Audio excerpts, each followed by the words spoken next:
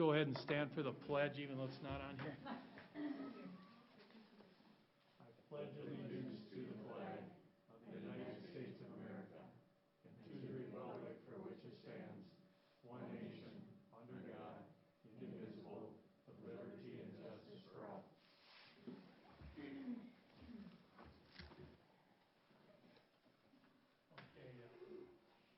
I just wanted to also announce, there we go, that Jill is remote tonight. So I'm going to call the meeting to order, and let's do a roll call. Ashley, anything special?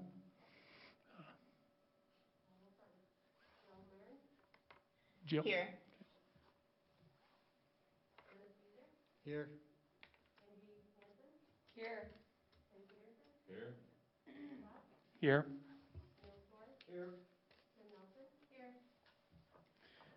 Okay, and approval of today's agenda. I'm looking for a motion on that. So moved. Second. And a second. Any questions? If not, all those in favor signify by saying aye. Aye. Pose the same. Thank you. All right, no action items, and so right to the study session, school year update. Dr. Funk.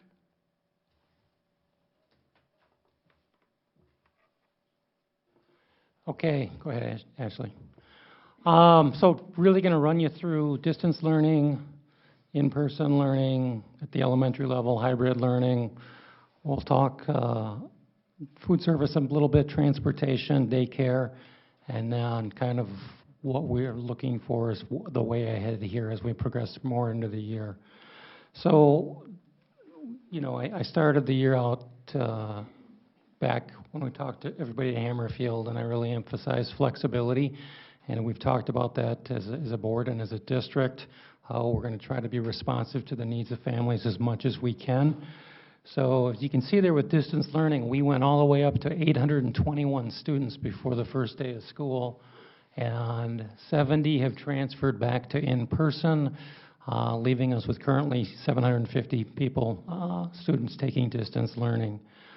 Our elementary class size averages are 24. We've got 14 full-time elementary teachers. Middle school class sizes are averaging about 30, 7 full-time staff, 3 part-time. And then you can see one of the things I heard from the board was we need to try and provide as much opportunity for our high school kids as we can, particularly with advanced courses.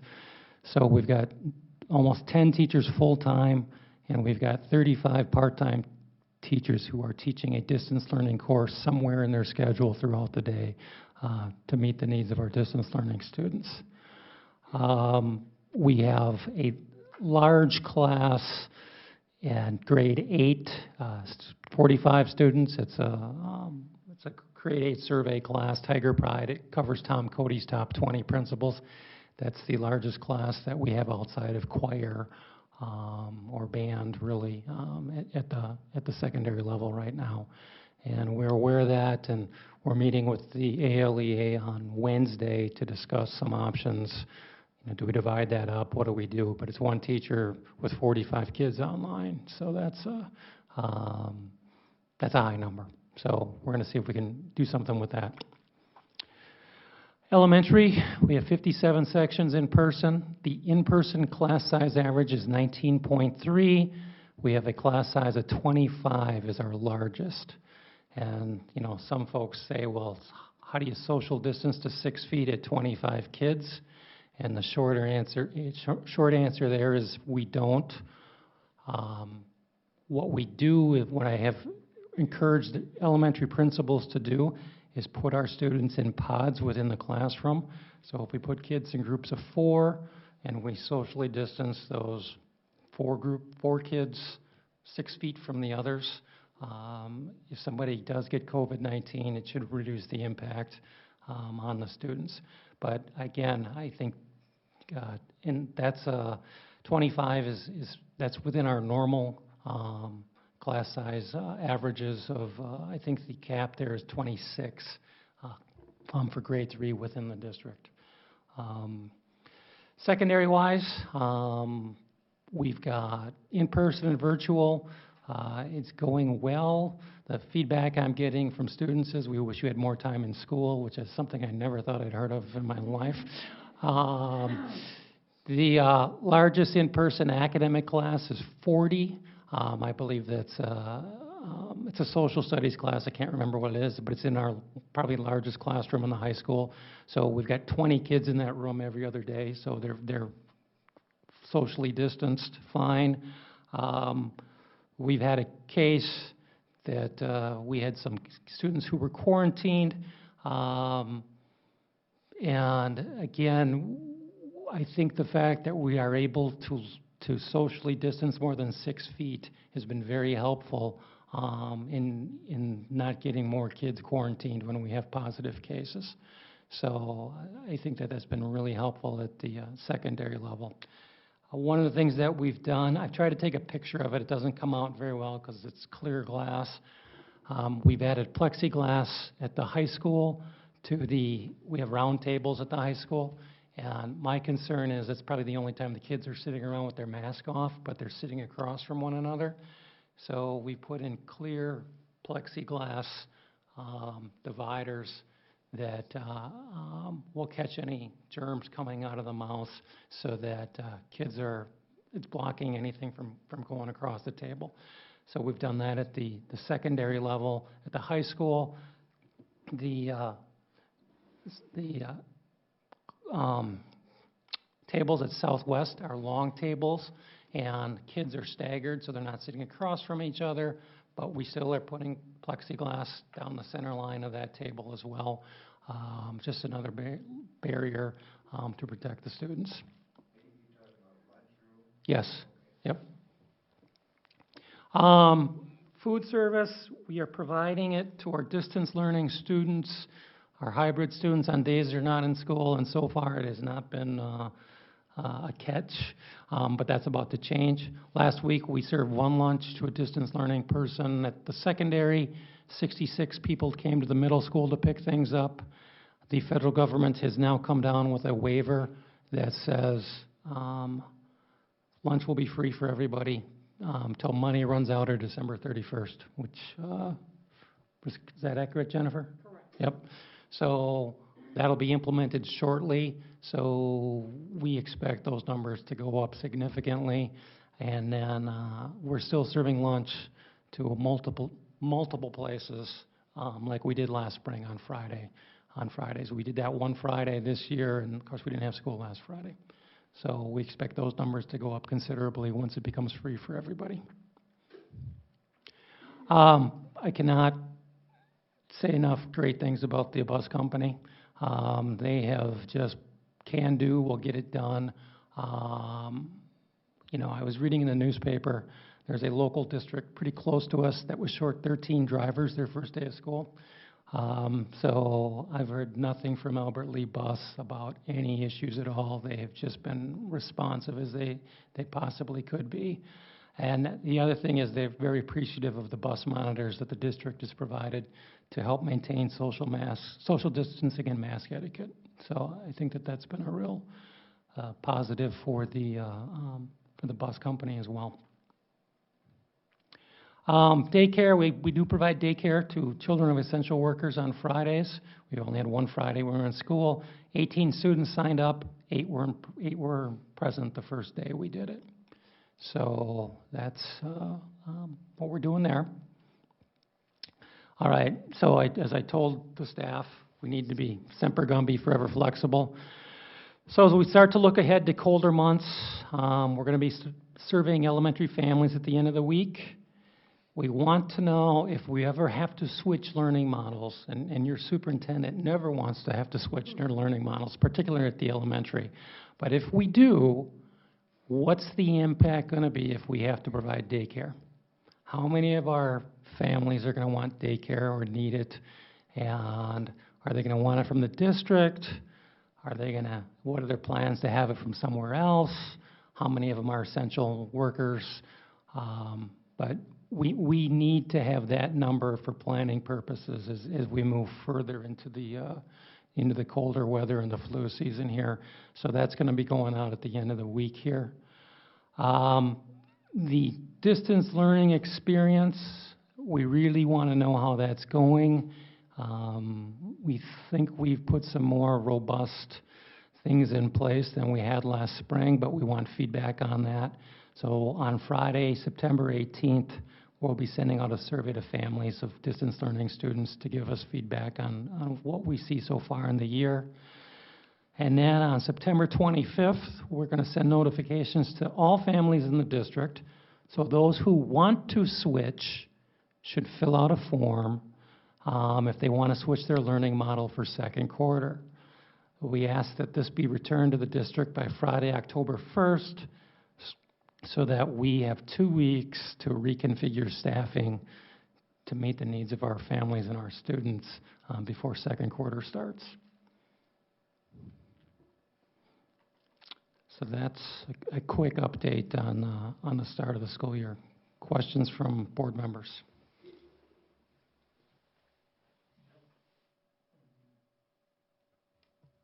Go ahead, Joe. Thank you. So are all students having lunches in the lunchrooms, or are some having some in their classrooms? All are having lunches in the lunchrooms staggered throughout the day. Thank you. And I tried to do a little bit of the math myself to try to figure out how far the numbers need to be in the county before we do have to switch learning models, and it looked like, is it about 60 active cases that need to be going on in order for us to need a change? I'm not sure. All I know is the number we look at is if it goes over 20 per 10,000 people, which might be 60, around 30,000, over a 2-week period, and I'm not real sure how they calculate that, then that would have to be something we look at before we change. Now, they do provide some flexibility to school districts if they're working with public health. For example, if we had an incident, say at a meat packing facility or a nursing home where they had a spike and it was isolated to certain people within that facility who maybe didn't have a lot of connections to school, then we could potentially still stay in session. That's what some other districts in the Big Nine who have colleges are certainly looking at right now. They have big spikes in their college numbers, but not necessarily in their school age, impact on their school age students. So they do provide us some flexibility to go with that. But the county number is 20 per 10,000. As of today, we are at 9.17 for per 10,000. But that's gone up. Thank you. Go ahead. Okay. And then the pods of 4 in the elementary to prevent the interaction for COVID, do those, the same students would stay in the same pods then? Yes. Pretty much? Thank you. Ken, did you? Well, I think I got my question answered. As I know we were down to little below 5 for some time, but then they had 4 cases in one day, so that probably shot us up to, what did you say, 9? So my question would be this: let's say we go back down to 5. Will we continue with hybrid, or will we have it in school for the junior and senior high? Yeah, my thought process in the short term is we stay with it, and my concern is I think it's going to get worse before it gets better once we hit flu season. But let's get some good months of data in before we make make that decision. Because we're right on the edge right now. For the high school number is 10. So at the secondary level, if it's 10 or more, you got to be hybrid. Elementary, it's 20 or more. So we're right on the edge right now. So that's my short answer to that. Dennis. How, I can see now that we're going to be hitting cold and flu season, and the symptoms always mask up so similar. So I know we're struggling with it. every time you see a child with a sniffle nose or achy stomach, are we gonna have, how's our Yeah. best plan of attack on? Yeah, they've helped us out considerably on that. The Department of Health has. And a little bit later, you're gonna hear from Kathy and Lisa, and we'll kind of talk through types of symptoms and our process for how that works. But it's a great question. I had a question on the free lunches. Does that start immediately then, or? No, we have to update our application. We need to understand a little bit better the guidance that we just got from MDE about it. So I think we're shooting for as soon as possible. But I would say certainly by next week, we would be starting that. Okay, and then, And not every district will be doing it, just so you know. okay, They kind of gave us the pros and cons of moving to that model. So I'm sure not every district will take advantage of it. and then families who choose to take advantage, would they still need to bring like their card to swipe No, for really, lunch? if we or make the would you- change, our understanding is everybody will get free breakfast and lunch. So nobody has to, even in school, nobody will have to provide. Okay, But again, we're just making sure of all of that before we and then, implement it. and then will also just be located like at the middle school and high school, or will there be more locations looking at? We'll start out with the middle school and high school, and then we'll see what the need is and how it. The other thing that is very important, hugely important for the district, is our families still need to fill out free and reduced forms, because after December 31st, it will be probably reverting back. And in addition to that, our funding from the federal level and our compensatory funding, millions of dollars are determined based upon our free and reduced percentage. So if we have families who are not filling those forms out, the district will be losing significant dollars from the federal and the state government. So it's very important that they continue to fill those out. Dennis? So if Southwest and high school are the only spots, can other sites come up and pick up for kids and families? Yeah, I mean, they can. And again, we'll see what it looks like, and if that's the case, we can easily deliver to other sites. We'll just see what the need becomes. Will there be like a separate outside delivery facility, so where they'll have the meals? and Yeah, drive like by and- at the high school, they have the class of Door 59. whatever, 59, where the turnaround, we just come right out there. And then at Southwest, I don't know if they do it out back, or I'm not, It's out back. yep. Any other questions?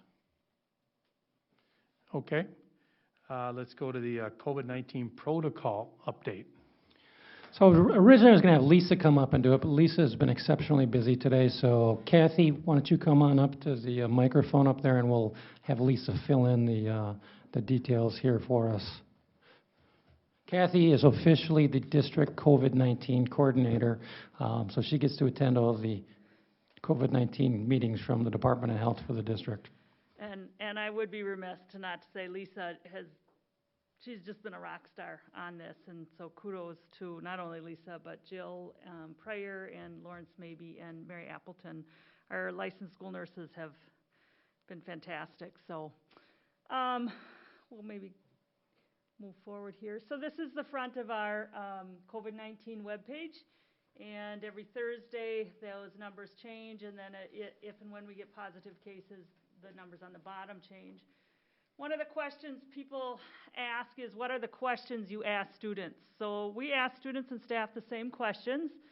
Number one, do you have flu-like symptoms or loss of smell? Number two, have you been exposed to someone with COVID-19 in the past 24 hours? And is anybody ill in your household? Staff members get this at 7 a.m. via a text message for almost all. We have a few who Ashley sends out an email to, so kudos to Ashley who coordinates all of this text messaging. And then students 3 through 12 get it via email, and then K2, they have a link that they use in the elementary schools. I start at about 9 o'clock going through all the staff responses, and our staff have been phenomenal. I think on Thursday we had over 500 responses, which is pretty darn close to everybody working on site that day. And then our student responses, our nurses start going through those, starting at about 8:39, after they try to get some of their regular work done, and then they work on this. So if a staff member answers yes to any of the questions, I call them right now. Working with Angela Murphy, she'll probably be doing some of this, but I call them. I usually call their office secretary to see if they're on site, because if they've answered yes to question 1, our first question is, why are you on site, if you are on site? And I will say probably 99% of those that are on site clicked it by mistake. They meant to click yes or no, and they clicked yes by mistake. So that's really good to know, and you know, they're very good at filling out this survey. And then I go through and talk to any other staff who answers a positive response to 2 and 3 and what their explanation is. And the decision tree that the Department of Ed has updated, it really helps in this questioning. And then if it's a student, the school nurse in that building calls that student in if they answer yes to question 1. And then Colette Lillibridge from the high school, one of our LPNs, she calls everybody who may put an answer to question 2 and 3. So we look through all of them. And if we go to the next, this maybe is a little hard to read, but this is really, I think Lisa Duggar can speak to this. Mike had mentioned the comment about putting kids in groups. Part of the training for this is called cohorting, and the Department of Health really thinks districts should consider that, especially if you're on site and aren't able to socially distance 6 feet. So, but I'm going to let Lisa maybe talk through this piece.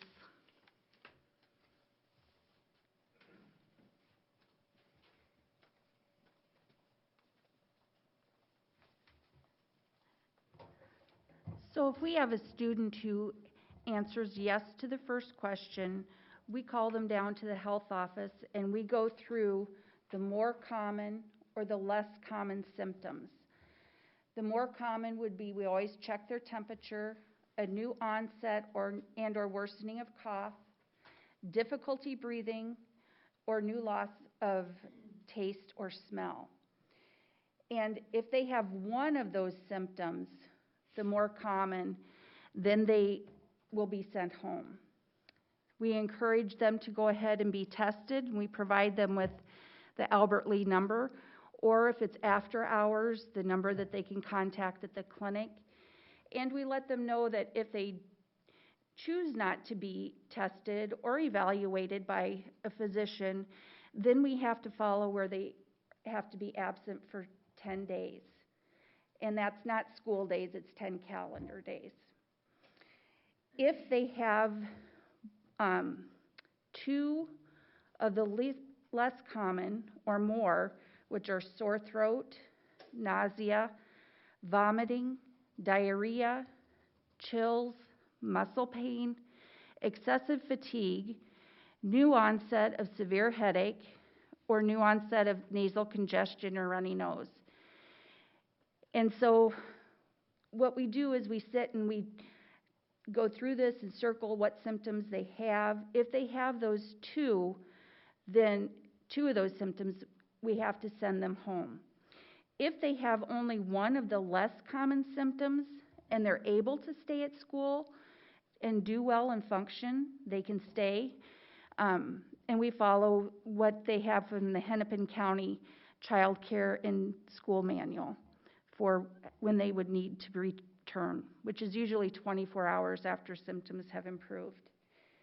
The other thing is if we have to send a student home, we need to look to see who all is in that household, because we need to also send home their siblings or their other contacts in the household.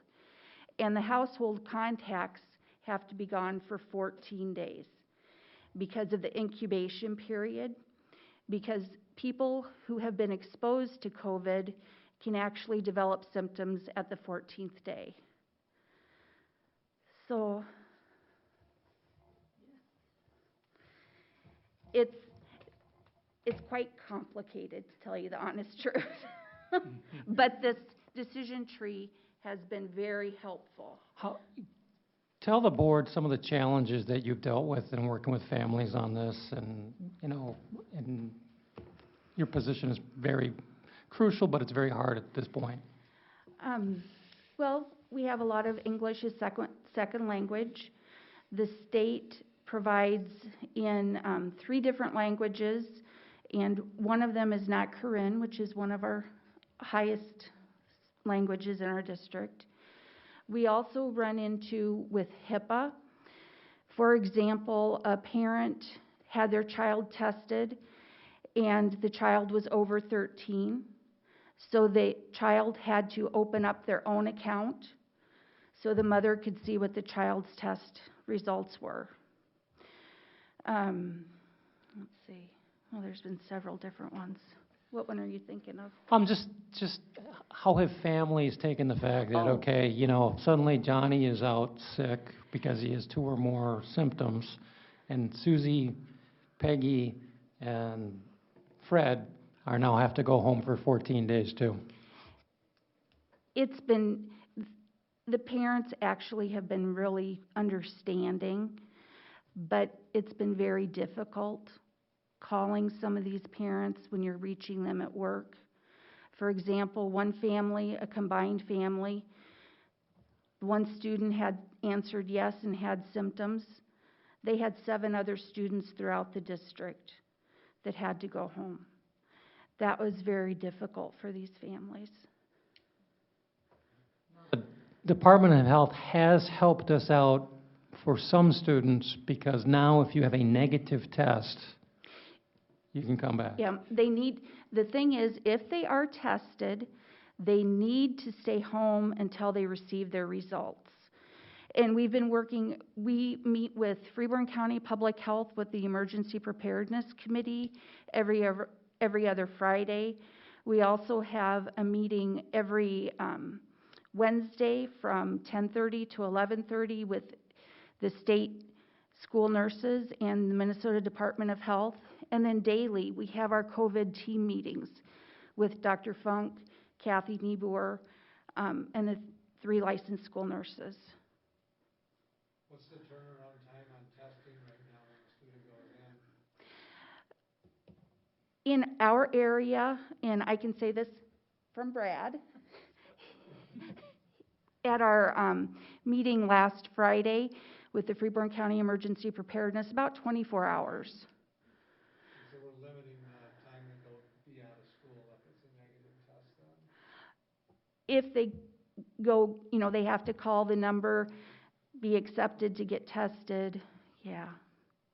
So we are very fortunate in that respect, because as we've seen on national news, some states it takes days. Has there been an incident where we've sent them home and they called to get tested and they haven't been able to get tested?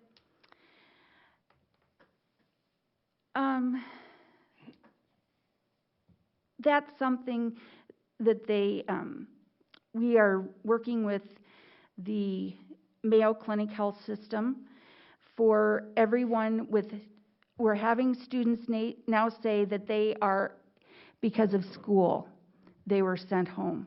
And that is a big item that kind of keys them in, because that was an important thing that Governor Walz, in setting his decisions, is that school staff get priority for testing. So if they test negative, can they return immediately, or is it still 10 days and then 14 for the siblings? They can return immediately. Siblings also? Yes. Okay. Yes. Do we know if that's consistent among all of the schools nearby? I've heard from employers that some of their employees are receiving mixed messages, and I think some of them are maybe from the private schools as well, but whether or not, you know, if their kids get sent home, if they are tested, whether or not they can return and when. We really strongly encourage them to be tested, but we follow the decision tree from the Department of Health. And for it's a that. there's a centralized meeting that takes place every day where all these are discussed. So it's a consistent message going out to every school. Mhm. I just was gonna, you know, the bottom of this is, if they're a close contact, so that's 6 feet in 15 minutes, even if they test negative, that's where they have to stay home. Yeah, and that's one thing that they've really stressed. You cannot test out of quarantine. If you're quarantined, you're quarantined, because you still could turn positive within 14 days. And we did have an incident where someone wanted their child to be able to come back and wanted them to be tested, and we had to tell them that the student needed to still stay home because they were a close contact. Yeah, do you just want to do the last slide? So this is, Lisa can explain this came out last week. With this signage, it really helps for explaining to especially the younger students what we mean when we're asking, do you have influenza-like illness symptoms? So this we found very helpful. It's up in every classroom, and it's on the COVID webpage for the district.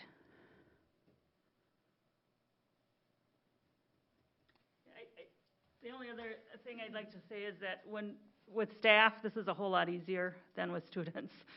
She has a much more difficult challenge. Staff, you know, if we talk about multiple symptoms or your child had this fever, they understand they have to go home. This has been helpful, and the nurse line has been very, very, very helpful that Mayo has out there. We can't answer every situation, but I know I've sent many people to the nurse line to ask questions, and been very good. From a common sense standpoint, if you put the pandemic aside and you show this, if all schools and places have been doing this for years, our flu issues and other things would probably be not as bad as they had been. Exactly. And encouraging people, if they are sick, stay home. So we're not because that's the last thing we need, is to get another, you know, more influenza, pertussis, different things going on at the same time as the pandemic. Any other questions?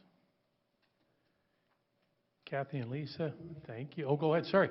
Oh, yeah, just one quick question. Do you know what the average response rate for those screening questions is for students? Like, are most students answering those questions every morning, or are they just forgetting?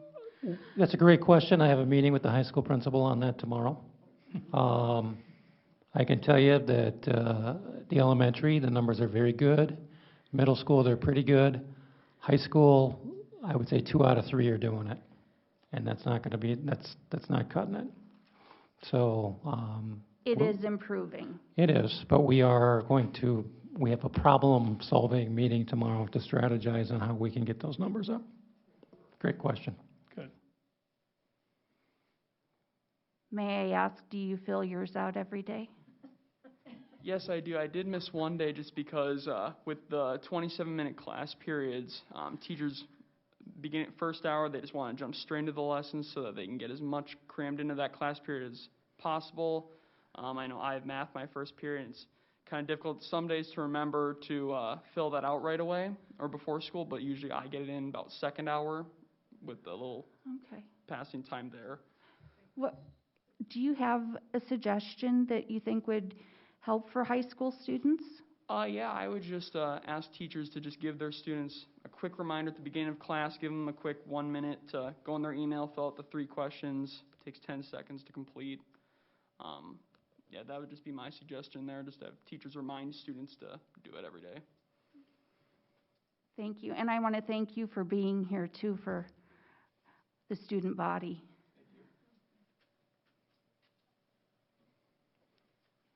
Okay, Kathy, Lisa, thank you. Thank you, Aaron. And district goals 2020, 2021, Mike. So we showed these at a retreat, seems years ago now at this point, sometime this summer. And so I thought we'd revisit them tonight, just real quick. Prepare the district to provide a quality education for students in a pandemic environment. Ensure systems are in place to provide a safe environment for students and staff. Focus staff development on cultural competence and trauma responsiveness. Buildings achieve level 2 certification in high reliability schools, effective teaching in every classroom. Pass an operating levy to maintain district operations. Maintain a 12% fund balance, and work with the bill to build a cohesive team to lead the district. So just want to revisit those or thoughts? I think we should. I'm guessing that level 2 might be a little bit more difficult with what's It will going be. on. Yeah, it will be. We've already adjusted our staff development for October, which we were going to be talking about high reliability. We're pushing it back to January.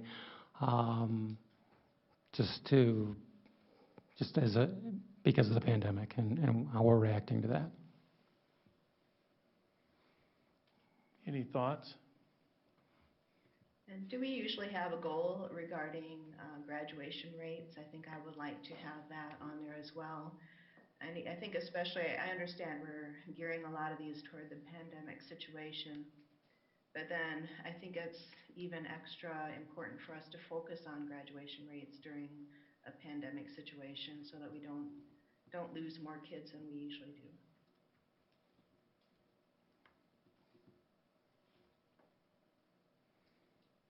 Okay. What was our goal for graduation rate? 90% at the 90%. 90%? Yep. But your goals have to be realistic, and I don't think we've ever gotten close to that. And so, Yeah. you know, if we're going to have a goal, it should be a realistic goal and not something that's just pie in the sky. Our graduation rate at the high school has been at just above and below 90%. When we bring in the ALC, it drops into high 70s, 80 for the district. Do you know where our state average is, or even the Big 9 for graduation rates? I don't have it with me, but we're high school is somewhere middle to top third. With the ALC in there, we're probably middle bottom third.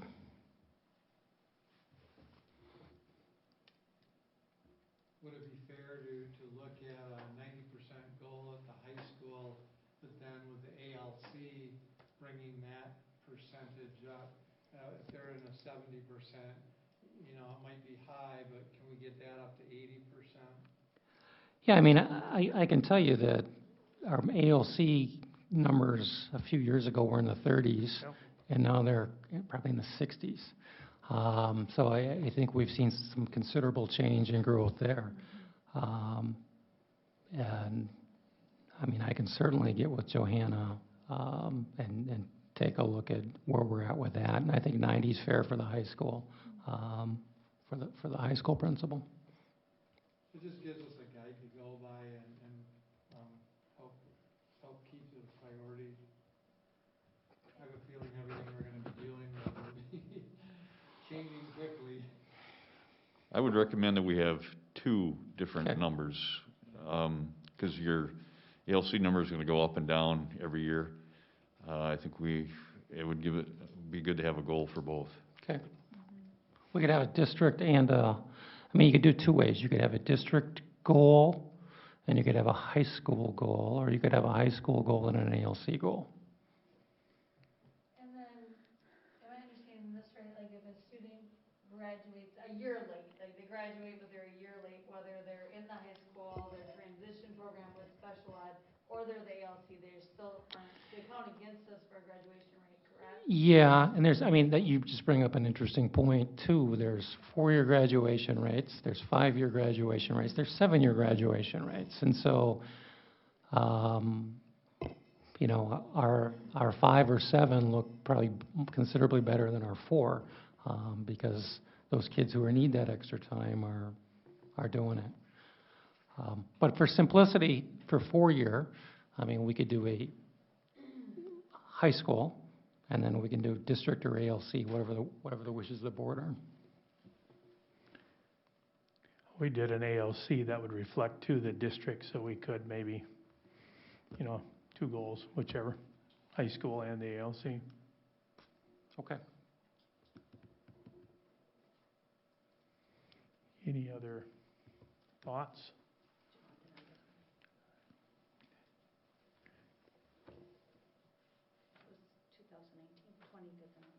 The high schools was 88.56 last time, and district was 75.3. That was 2019. Thank you. So you could say, if you want, 80 and 90 are realistic. Yep. For the district. I'd like to see it be district and high school instead of ALC Okay. and high school, just because then we're not separating.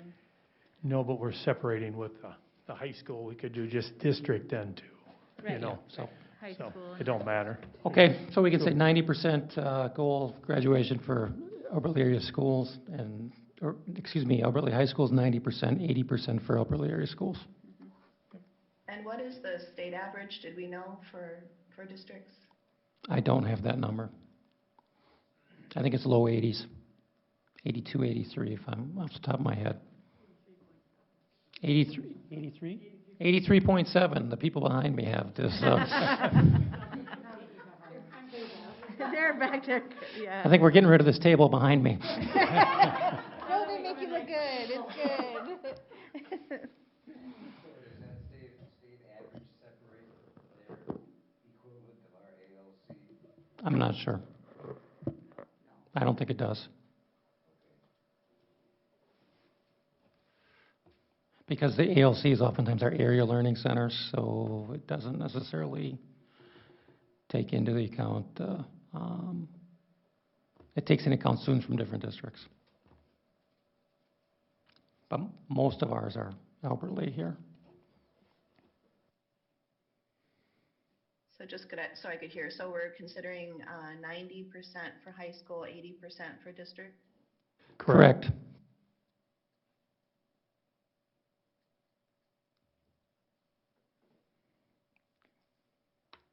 Do we have to approve these at some point then, or just our guiding? Yeah, or I can from the next meeting, I'll put the Yep. graduation numbers on. Thank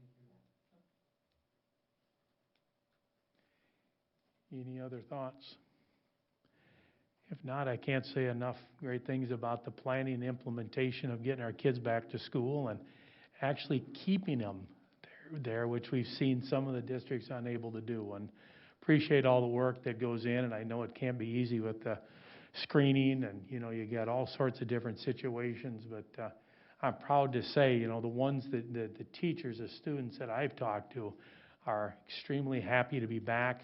They're guarded in those feelings because they don't want anyone getting sick.